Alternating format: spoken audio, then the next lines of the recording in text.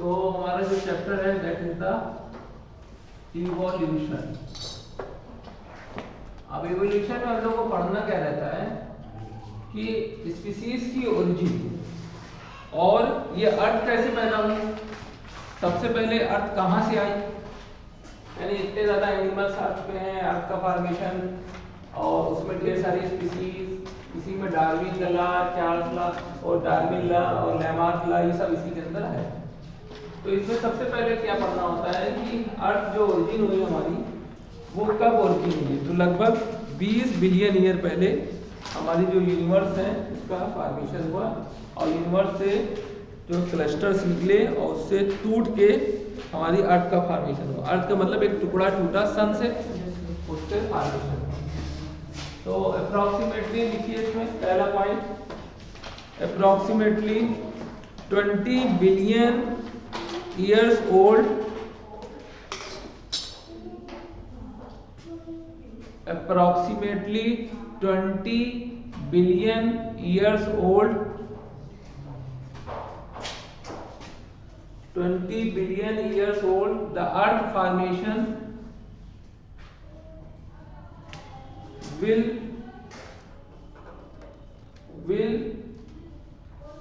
occur due to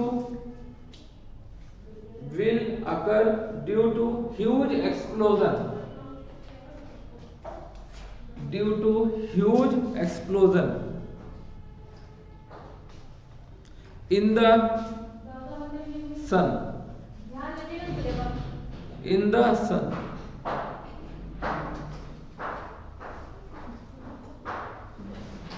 in the sun में ढेर बहुत बड़ा सा एक्सप्लोजन हुआ, बहुत ब्लास्ट हुआ, उससे जो है फॉर्मेशन हुआ किस चीज का, अर्थ का। उसके बाद फिर लिखिए बिग बैंग, बिग बैंग लिखिए, बिग बैंग मतलब बड़ा सा, लिखिए big bang,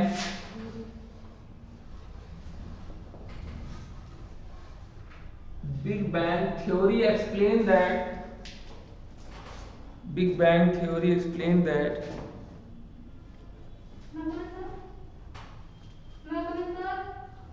huge explosion in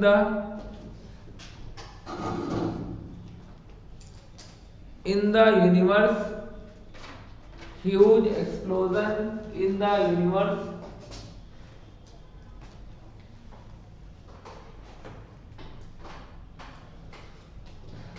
from अर्थ। उसके बाद नेक्स्ट पॉइंट लिखना है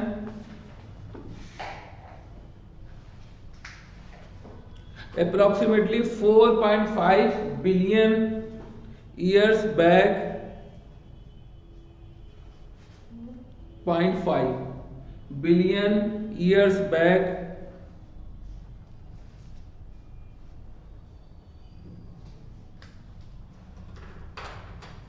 earth is formed,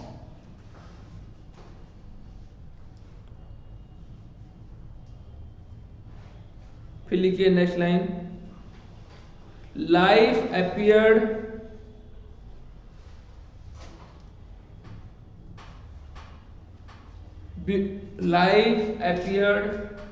approximately 4 billion years back, 4 billion years back, 4 billion years back। तो जो लाइफ है वो 4 बिलियन ईयर्स बैक जो है लाइफ पहली बार है। 4 बिलियन का मतलब समझते हो, 4000 मिलियन। उसके बाद फिर लिखिए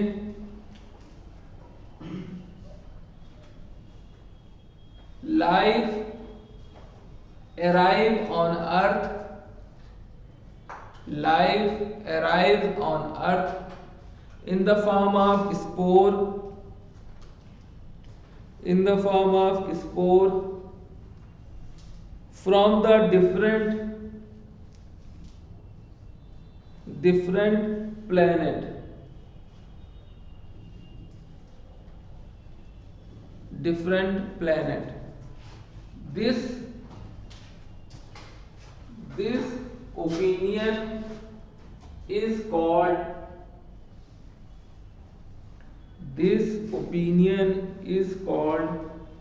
panspermia theory.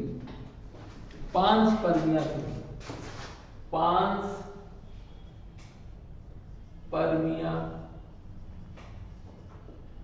theory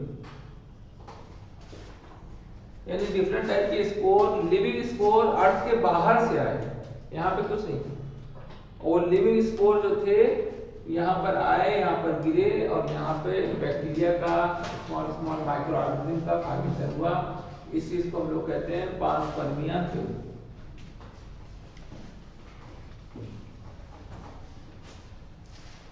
ठीक है, उसके बाद फिर लिखिए according to Louis Pasteur. Louis Pasteur एक साइंटिस्ट है। According to Louis Pasteur,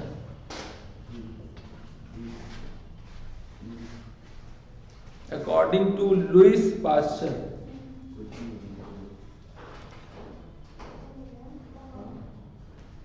life comes, according to Louis Pasteur, life comes always from pre-existing life. Life comes always from pre-existing life. Existing life. Louis Pasteur ने बताया हमेशा life जो है, दूसरी life जो बनेगी तो पहली लाइफ से के डिवीजन से वो बनेगी, अदरवाइज उसका फॉर्मेशन नहीं होगा। फिर लिखिए spontaneous generation theory. Next heading है spontaneous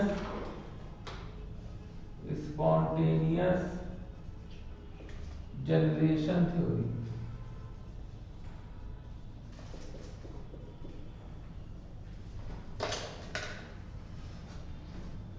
Spontaneous generation theory. According to this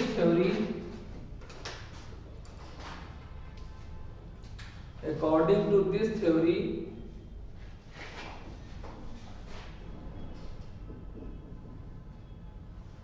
life originate from, according to this theory, life originate from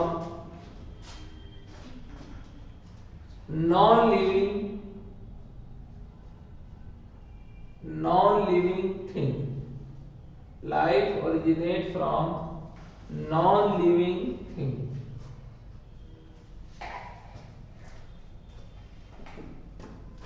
फिर लिखिए this theory is completely non-living thing. Non-living thing. This theory is completely rejected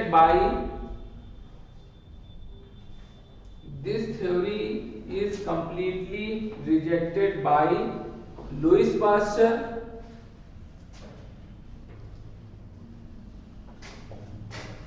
and San Francisco Reddy. San Francisco Reddy etc. San Francisco Redi etcetera. इस theory को उन्होंने completely discard कर दिया। उन्होंने बिल्कुल इस थ्योरी को नहीं माना, कहा कि कभी भी नॉन लिविंग से लिविंग नहीं हो सकता, हमेशा लिविंग से ही लिविंग होगा। ये थ्योरी की थी।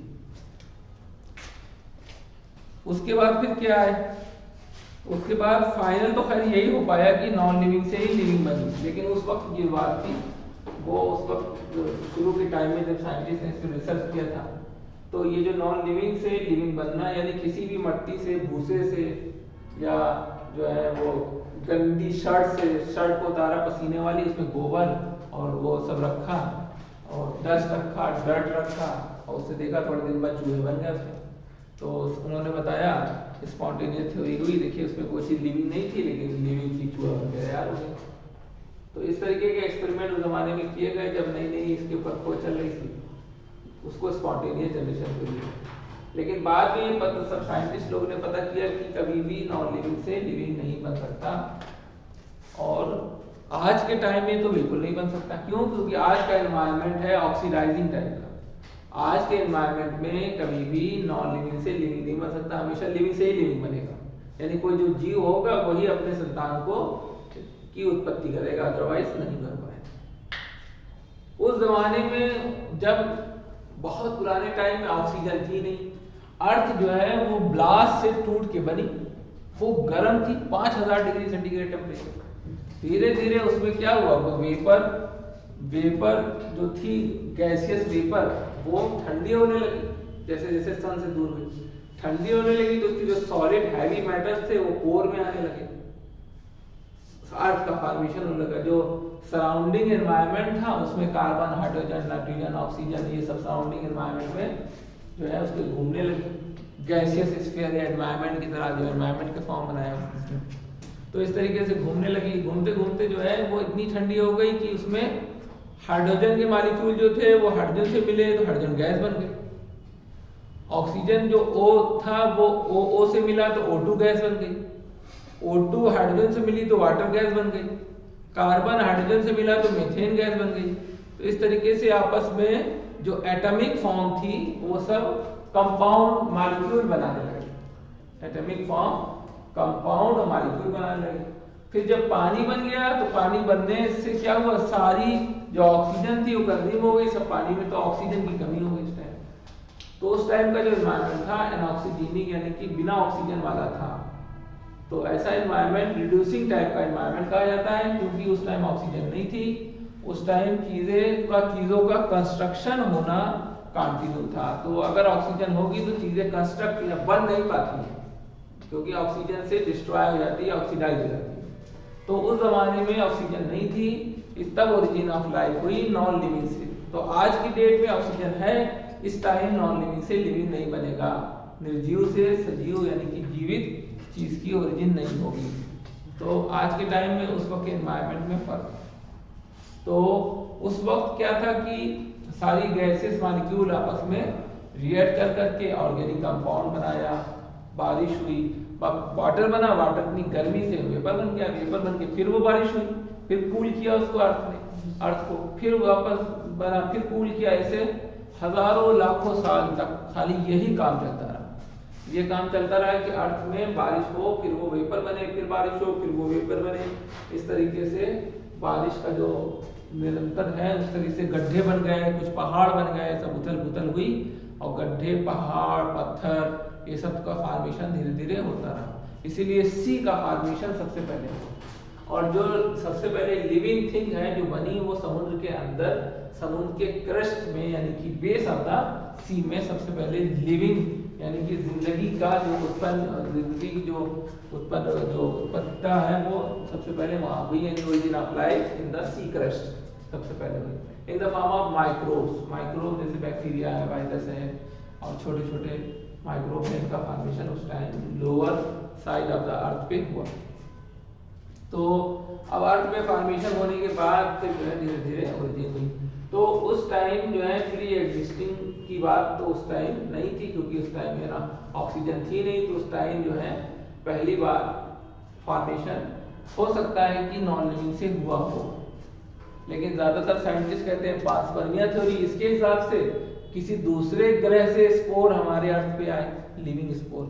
और वो ग्रह से आए कैसे? जो अंतरिक्ष है हमारा, जो एनवायरनमेंट है, उसमें कॉस्मिक रेज है।